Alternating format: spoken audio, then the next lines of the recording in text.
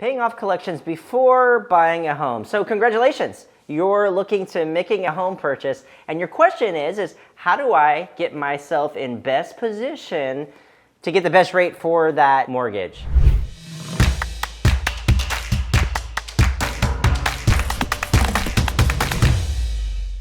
In this episode, we're going to discuss collections and how some matter more than others. We'll then examine whether attaining a mortgage is possible with collections. We'll then dig into whether you should pay off your collections or if that even makes sense. All right, let's get to it. One of the most important aspects of a collection is the age of that collection. In other words, a collection that recently hit your credit is going to be much more impactful than a collection that happened 4 or 5 years ago. Now, since we're talking about buying a home, we're going to use the mortgage score, which is going to be FICO 2, 4, and 5.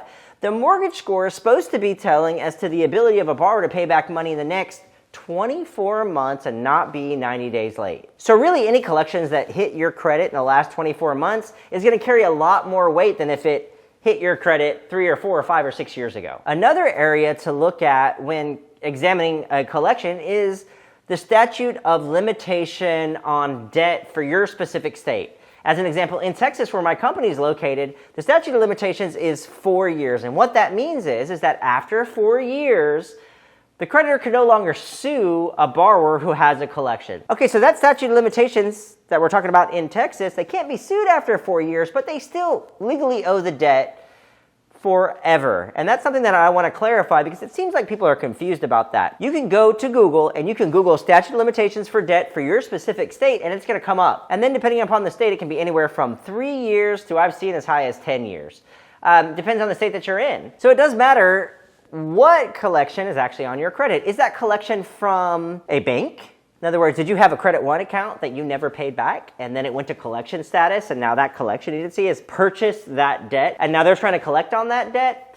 Or is it a situation where it was a medical procedure and a medical debt had hit your credit? Now, those two collections are going to carry very different weight. And the predominant reason is because for the Credit One collection, that borrower was actually seeking credit. He was seeking credit, got the credit card, and then didn't pay the debt back. For the medical collection, a person doesn't seek medical debt. They go for a procedure because it's absolutely necessary. And then sometimes debt arises because of all kinds of different reasons. It could be insurance failed. It could be they couldn't afford to pay it at the time. It could be that they sent the invoice to the wrong address. There's lots of reasons why medical debt incurs. But just know that if you're seeking credit and a collection occurs as opposed to non-seeking credit behavior and a collection occurs, two different things, and they're going to carry different weight. Huge question, and it's asked all the time. Do I have to pay off my collections to get a mortgage? So many of my clients come to me, and their main goal is to get a mortgage, and they're concerned about some collections that are on their credit profile, and they find out after we do the analysis that actually you're qualified for a mortgage, and getting rid of those collections is maybe or maybe not going to help you to the point where it's going to matter. So in many cases, it depends on the loan program and the specific lender. As an example, most of my clients are going to be first-time home buyers, and they're going to be trying to attain an FHA mortgage, which is a government-backed mortgage. And an FHA program is perfect for first-time home buyers because it's a much easier program to get into as opposed to a conventional loan program. Okay, FHA loan programs completely ignore any medical collection debt. Now, that's not to be confused with the scoring algorithm to get qualified ignoring that debt because it doesn't work that way. So, as an example, if we have a client who has medical collections and it's causing them to not be qualified on the mortgage score side of things, we have to address those medical collections. If we have a client that has qualifying scores, above that 620 usually mark on their mid-mortgage score, and they have medical collections, FHA ignores them. It doesn't matter. If they already have qualifying scores, then we don't have to address them. Okay, now in terms of FHA and non-medical collections, there is a penalty. If you have above $2,000 worth of non-medical collections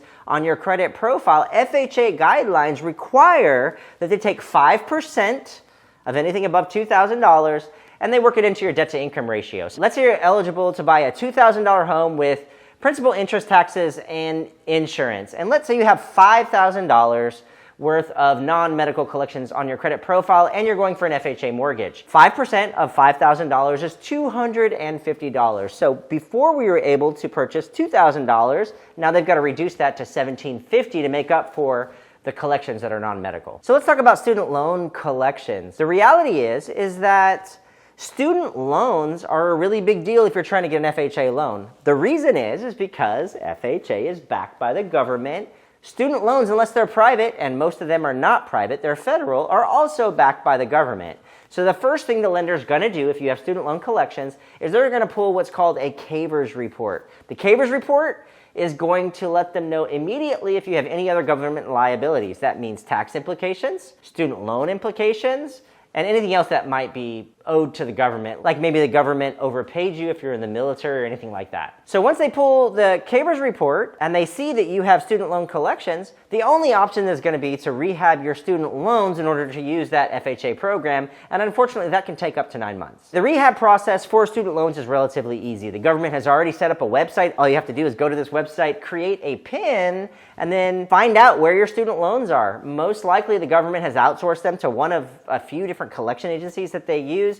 You have to start a repayment plan, and it's based on your disposable income, and you have to stay consistent with that repayment plan for 9 months. And then what ends up happening is that all of your collection accounts that are on the student loan side end up being moved into a normal account. Now, that doesn't mean the collections will go away. It just shows that there's no longer money owed on those student loan collections, and you're back into a non-default status. Please like this video and subscribe to my channel. I'll be working hard to bring you a video each weekday over credit, lending, real estate, and other personal finance topics. Okay, now let's look at what you should do if you do indeed plan on paying off collections. The first thing that you should do is you should take a look at the collection account that's on your credit profile and analyze it. Do you even know who that third-party collection agency is?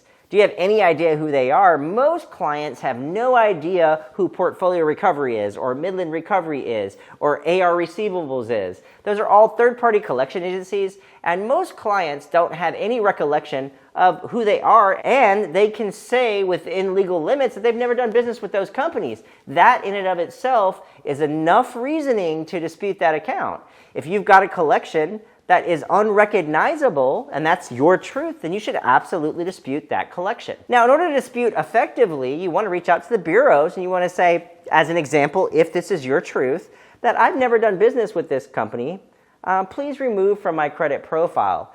At the same time, you want to reach out to the collection agency and you want to ask for validation of that debt. In that validation letter, you want to ask them, hey, first of all, only communicate with me in writing. Secondly, send me proof of this debt. Now, if the collection agency sends you verification of that debt that shows that, hey, this is actually debt that belongs to you and you recognize that debt, and the 3 credit bureaus can also verify that debt, then you might be in a situation where you might consider settling it. Okay, so now if everything is checked out, you've done your due diligence on the accounts have no errors, and indeed they're verifiable, and you recognize the debt, and you're willing to settle, we need to move forward kind of with the next process. Now remember, the debt, the collections that are carrying the most weight are the ones that happen in the most recent time frame. So that debt that happened last month is impacting you way more than the debt that happened 5 years ago. If that debt from 5 years ago is, as an example, and this is just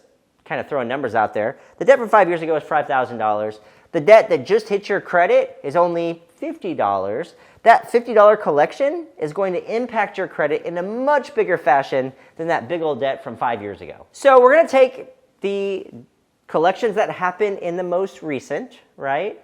And we're going to decide what to do for those. Now let's say that you have a total amount of collections that hit your credit in the last 24 months that total up to $2,000. Now know that if you're kind of trying to create a budget for yourself in terms of what you can afford, know that those debts will be settled. They'll settle for 40 to 60% of what the collection agency is asking. A lot of people think that they can settle this debt for like literally 5 cents on a dollar, and that's not usually the way it works. It's usually 40 to 60% is fairly reasonable. Okay, now, if let's say you have 4 different collections, all for $2,000, you know you're going to be able to settle that debt between $800 and $1,200. There's a few kind of strategies that are good to go by. The first strategy is that when it comes to that specific collection, if the collection agency has XYZ name and they say who the original creditor is, try to settle with the original creditor if possible. And there's a real good reason for this, because if you've got a collection purchased from an original creditor and the original creditor takes the money, in other words, they take the settlement money, there's a real good argument that perhaps the collection shouldn't be there anyways. And in some cases, the original creditor will actually retract that collection if they receive the money firsthand. Another option is going to be a pay for delete model. Not a whole lot of collection agencies will participate in this, but some certainly will. And what that means is that you offer them payment at a percentage, and sometimes it requires full payment, in order to have them retract that debt from the credit bureau so that collection no longer exists on your credit profile. Now remember, if you're going to pay off a collection, in most cases, your scores aren't going to necessarily increase, so getting those removed is going to be very important in the process. So if you can get them to agree to a pay for delete, then I would certainly go that route. But remember, when you call in, they are recording the phone call. So if you ask for a pay for delete and get aggressive with them about a pay for delete and they deny you on that, they now have you on recording asking for that deletion, and it can make it really hard to get removed in the future if you decide to settle it. Now, when dealing with collection agencies, understand that there's a real person on the other side of that. They're an employee for that collection agency, and they're just doing their job, right? So honey always wins these types of wars. When you go in, there is going to be a limited amount of negotiation that needs to happen, but be kind and respectful, and try to work as a team to get this debt resolved. Okay, now let's say that they don't do a pay for delete, but you decided to go ahead and settle the debt anyways because you understand that it's your debt, and you're hoping that in the future you'll be able to get that off of your credit. What you do very next is you're going to send another verification of debt to the collection agency after it's been settled, and then also you're going to dispute it with the bureaus. Now let's say that you have settled a collection with a collection agency and they said that they would delete it off of your credit profile. And this happens very, very frequently where the collection agency doesn't necessarily say they'll delete it from the credit profile, that will send a certified statement to the credit bureaus that the balance has been paid in full. So a lot of times these collection agencies will actually kind of double talk the client to make them believe that it's going to be removed. And in some cases they say that they'll remove it and they do not remove it. So if this is your case and you've settled it and you've disputed it with the bureaus and you've asked for verification of debt after you've disputed it, then something that you should have in your arsenal is going to be to file a complaint with the CFPB. Now, the Consumer Financial Protection Bureau is a great place to address those types of issues. And the complaint should be very applicable to your situation, but I'll give you a run through of what a possible complaint might look like. Okay, so let's say that you had settled the collection with the collection agency. They told you that they were going to remove it from the credit bureaus, and it turns out that they didn't remove it from the credit bureaus. You've tried to dispute it with the credit bureaus, and you haven't had any luck. And XYZ company, collection agency, is really at fault here because they didn't tell you the truth. They wanted your money, they scammed you into giving their money, and then they didn't do their part. And you've done everything possible to try to get that cleaned up. The CFPB is a real good resource for that type of situation. And simply put, you just tell them the facts of the situation. I paid XYZ this amount of money for this settlement. They told me they'd remove it from the credit bureaus, and they did not. Now, the website for the CFPB is www.cfpb.com, and you can click Start Complaint. And put in your factual complaint about the situation that happened. This also works really well for fraud and all kinds of other good situations. Just make sure that your complaints have merit and that they're factual. Don't make up a bunch of stories, because the reality is that once the CFPB gets involved, they're going to check that circumstance or that situation, and they're going to know if you're not being truthful. And besides, it's just poor form. Don't be untruthful when it comes to these types of situations. It's just not good. If you have credit challenges or need help with your credit, then I have a gift for you. My team will complete a complimentary credit analysis specifically tailored to your personal situation. The only cost is that you buy a smart credit report, which has the data that we need to complete a customized plan of action for you. Please click the link in the description below for more information.